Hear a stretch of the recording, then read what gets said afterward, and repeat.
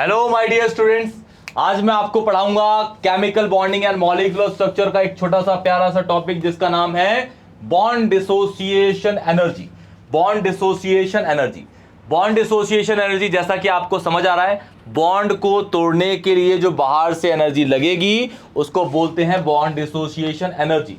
लेकिन एक डेफिनेशन की टर्म में आपको किस तरीके से पढ़ना है और इसके बेसिक कॉन्सेप्ट्स क्या होंगे, इसके फैक्टर अफेक्टिंग क्या क्या चीज़ें होंगी, ये भी सब आपको मैं इस वीडियो में पढ़ाऊंगा। और चश्मा मैंने ऐसे ही नहीं लगा रखा, मुझे हो रखा है बेटा आई फ्लू। तो आप भी अपने हाथों को वॉश करके किसी भी चीज़ को टच करिए और आंखों को कम से कम टच करिए। और अगर आपको आंखों को टच करना है तो हैंड वॉश करते रहिए बेटा, क्लियर? ठीक, और आई वॉश भी करते रहिए। तो तब तक के लिए चलते हैं बेटा, हम स्टार्ट करते हैं bond dissociation energy. Clear? Bond dissociation energy, जैसा कि आपको समझ आ रहा है कि bond dissociation energy basically bond को तोड़ने के लिए जो हम एनर्जी अप्लाई करते हैं बाहर साइड से। Clear? The bond dissociation energy is the energy required. अब रिक्वायर्ड है तो ऑब्वियस है एंडोथर्मिक होगा, क्योंकि बाहर से एनर्जी हम डाल रहे हैं, बाहर से एनर्जी डाल रहे हैं इलेक्ट्रॉन को तोड़ने के लिए। क्लियर है? तो ऑब्वियस है कि भाई वो बॉन्ड एनर्जी बाहर से एब्जॉर्ब कर रहा है, एब्जॉर्ब करेगा तो बॉन्ड के रेस्पेक्ट में वो हो जाएगी एंडोथर्मिक प्रोसेस। क्लियर? ठीक है। To break a bond and form a new and form to atomic और मॉलिक्यूलर फ्रेगमेंट। ठीक है, तो तोड़ देगा तो भाई एटम बन जाएंगे या फिर कोई अलग कॉम्प्लिकेटेड मॉलिक्यूल होगा या कंपाउंड होगा तो मॉलिक्यूल्स की टर्म में टूट जाएगा। क्लियर है? बॉन्ड टूटने के बाद एटम बनेंगे या मॉलिक्यूल बनेंगे। ठीक है, each with one electron of the original shared pair. Thus, a very stable bond has a large bond dissociation energy. Bond dissociation energy. Clear?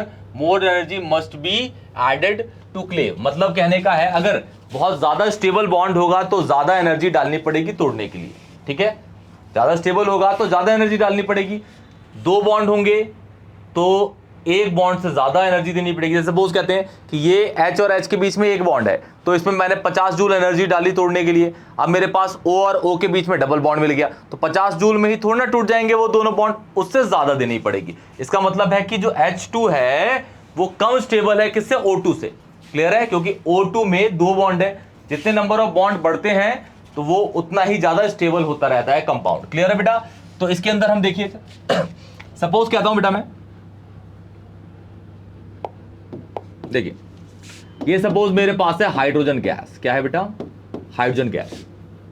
आपको डाटा याद नहीं रखना बेटा, किसकी कितनी एनर्जी है आपको डाटा बिल्कुल याद नहीं रखना। क्लियर है? बिल्कुल भी।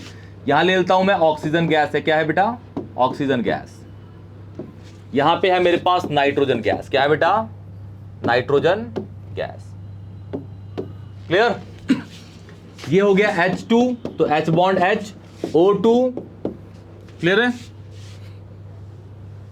और ये हो गया मेरे पास N। क्लियर? ठीक। तो आपको दिख रहा है यहां पे सपोज कहता हूं मैं कि भाई मैंने 50 जूल डाल दिया तोड़ने के लिए एनर्जी बाहर से। ठीक है, तो यहां पे मुझे डालनी पड़ेगी more than 50 joule. Clear? More than 50 joule. Clear है? और यहां पे इससे भी ज्यादा, सपोज यहां more than 50 joule is 75 joule डाल दी सपोज कहते हैं। मैं कोई एक्यूरेट डाटा नहीं बता रहा ना, मुझे डिजिट वैल्यू याद है। क्लियर है? ठीक है। और लेकिन यहां पे मुझे डालनी पड़ेगी तीनों बॉन्ड को तोड़ने के लिए मोर देन 75 जूल। ये तो आप लोगों को समझ आ गया कि भाई जितने नंबर ऑफ बॉन्ड होंगे तो उसको तोड़ने के लिए उतनी ही ज्यादा एनर्जी लगेगी। क्लियर है? डाटा आपको याद नहीं करना, डाटा हमेशा आपको गिवन दिया जाएगा। क्लियर है बेटा? और ये जो चीज है बॉन्ड डिसोसिएशन एनर्जी आपको थर्मोडायनेमिक्स चैप्टर के अंदर बॉन्ड एंथैल्पी की टर्म्स में भी पढ़नी है। ठीक है, बॉन्ड एंथैल्पी की टर्म्स में पढ़नी है। बट डिफरेंस ये होता है कि बॉन्ड डिसोसिएशन एनर्जी आपको बता रखा है इसके अंदर कि भाई आप एनर्जी डाल रहे हो बस तोड़ने के लिए ही। ठीक है, लेकिन जब आप थर्मोडायनेमिक्स में पढ़ोगे बॉन्ड एंथैल्पी तो उस टर्म बॉन्ड एंथैल्पी और बॉन्ड डिसोसिएशन एनर्जी में ये अंतर होता है कि बॉन्ड एंथैल्पी जो है बॉन्ड को तोड़ने के लिए या बॉन्ड को बनाने के लिए, दोनों के लिए यूज होती है। अगर बॉन्ड को तोड़ने के लिए है तो उस टाइम हमें एंडोथर्मिक होता है, बॉन्ड बनाने के लिए है तो एक्सोथर्मिक होता है। क्लियर? ये उस टाइम आप पढ़ लेंगे। क्लियर? ये डिफरेंस है। क्लियर है बेटा? तो डेफिनेशन ये हो गया, कॉन्सेप्ट ये हो गया। अब कुछ ऐसे फैक्टर हैं जो इस पे इफेक्ट करेंगे, वो भी देख लेते हैं बेटा जी। ठीक है, तो पहला फैक्टर है बेटा आपका इसके अंदर size of atom. Size of atom पहला लिख लीजिए। Size of atom, size of atom, atom का साइज। जैसे मेरे पास है HF, मेरे पास है HCl, मेरे पास है HBr, मेरे पास है HI, क्या है HI, ये सारे के सारे एसिड है बेटा। ये है hydrofluoric acid, hydrochloric acid, hydrobromic acid, hydroiodic acid, या फिर इसको हम हाइड्रोजन फ्लोराइड भी कह सकते हैं, hydrogen chloride, hydrogen bromide, hydrogen iodide. Clear? Okay. इसका स्ट्रक्चर चेक करेंगे तो सब में HHS तो है ही, और H के पास एक ही ऑर्बिट होता है, वो भी पहले ऑर्बिट में रिवॉल्व, उसके एक ही इलेक्ट्रॉन होता है और वो भी पहले ऑर्बिट में ही रिवॉल्व करता है। तो इसको बना लेते हैं छोटू सा बेटा, छोटू सा। सबके पास H जो है वो छोटू छोटू से हैं, ठीक है बेटा जी, छोटू छोटू से। ये हो गया। अच्छा, फ्लोरीन, फ्लोरीन के पास 2 ऑर्बिट होते हैं क्योंकि इसकी कॉन्फ़िगरेशन 2,7 की है। क्लोरीन पे 3 ऑर्बिट होते हैं, 2,8,7 की कॉन्फ़िगरेशन है। ब्रोमीन पे 4 ऑर्बिट होते हैं, आयोडीन पे 5 होते हैं। क्लियर है? तो मतलब सब पे एक एक ऑर्बिट बढ़ रहा है, तो F से लेके I तक साइज भी बढ़ रहा होगा। क्लियर बेटा जी? साइज बढ़ रहा होगा। तो इसका साइज ये ले लेते हैं F का, और F से Cl का और बड़ा होगा, Cl से Br का और बड़ा होगा, एंड Br से I का और बड़ा होगा। क्लियर है बेटा? तो इसके सेंटर से इसके सेंटर तक की दूरी क्या कहलाती है बेटा? बॉन्ड लेंथ कहलाती है। क्या कहलाती है? H के न्यूक्लियस से F के न्यूक्लियस तक की दूरी क्या कहलाती है? बॉन्ड लेंथ कहलाती है। ऐसे ही इसमें यहां से यहां तक, यहां से यहां तक, यहां से यहां तक। ठीक है?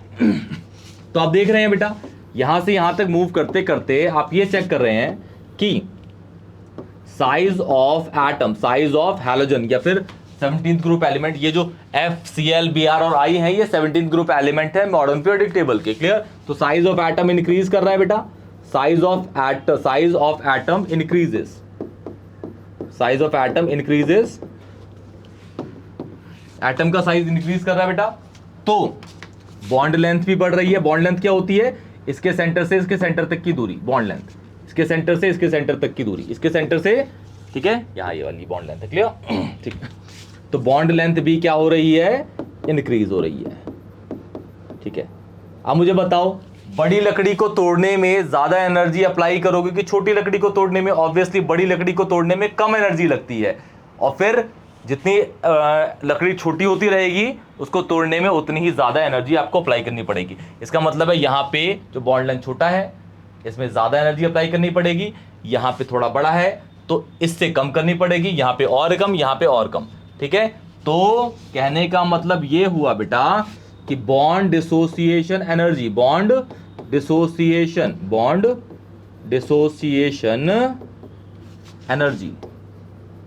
एनर्जी, बॉन्ड, ये एनर्जी लिखा हुआ है, ठीक है ना? बॉन्ड डिसोसिएशन एनर्जी आपकी क्या हो रही है? डिक्रीज हो रही है। क्या हो रही है बेटा? डिक्रीजेस। इसका मतलब ये हुआ कि बॉन्ड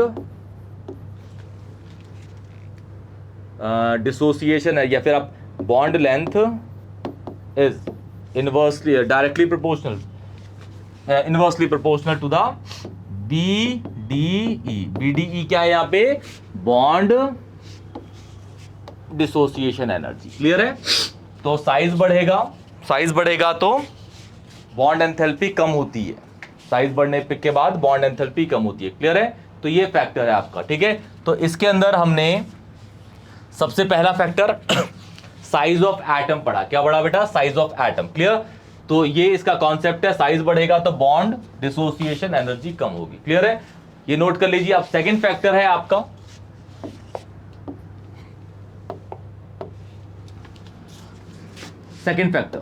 नंबर ऑफ बॉन्ड्स, या फिर जिसको हम बोलते हैं इन शॉर्ट में बॉन्ड ऑर्डर भी कह सकते हैं, बॉन्ड ऑर्डर। ठीक है? जैसे सपोज कहता हूं भाई कि मेरे पास है यहाँ पे H2 है, यहाँ मेरे पास O2 है, यहाँ मेरे पास N2 है। क्लियर?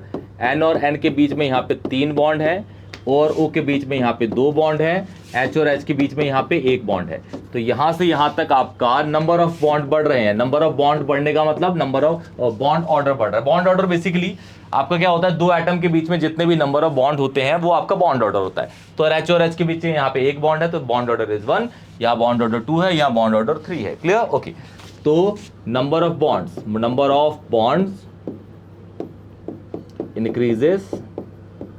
इंक्रीजेस, या फिर आप कह सकते हैं कि बॉन्ड ऑर्डर भी इंक्रीज कर रहा है। बॉन्ड ऑर्डर ये क्या कर रहा है, इंक्रीज, ऊपर एरो डाला है मतलब इंक्रीज, ठीक है। अच्छा, अब इसको तोड़ने में ज्यादा एनर्जी लगेगी यहाँ पे कि यहाँ पे, तो ऑब्वियसली यहाँ पे 3 बॉन्ड है, तो 3 बॉन्ड वाला ज्यादा स्टेबल है किसी 2 बॉन्ड वाले से, और 2 बॉन्ड वाला ज्यादा स्टेबल है 1 बॉन्ड वाले से। तो जितने नंबर ऑफ बॉन्ड बढ़ेंगे, बॉन्ड तोड़ने के लिए एनर्जी भी ज्यादा लगानी पड़ेगी।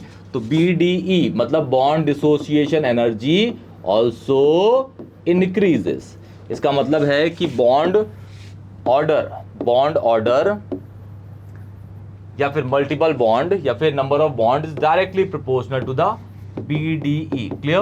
तो ये आपका पूरा का पूरा कॉन्सेप्ट है बॉन्ड डिसोसिएशन एनर्जी का, बॉन्ड डिसोसिएशन एनर्जी का। क्लियर? तो आपको कोई भी डाउट होता है तो कमेंट सेक्शन में बताइए, वीडियो को लाइक करिए और चैनल को जरूर सब्सक्राइब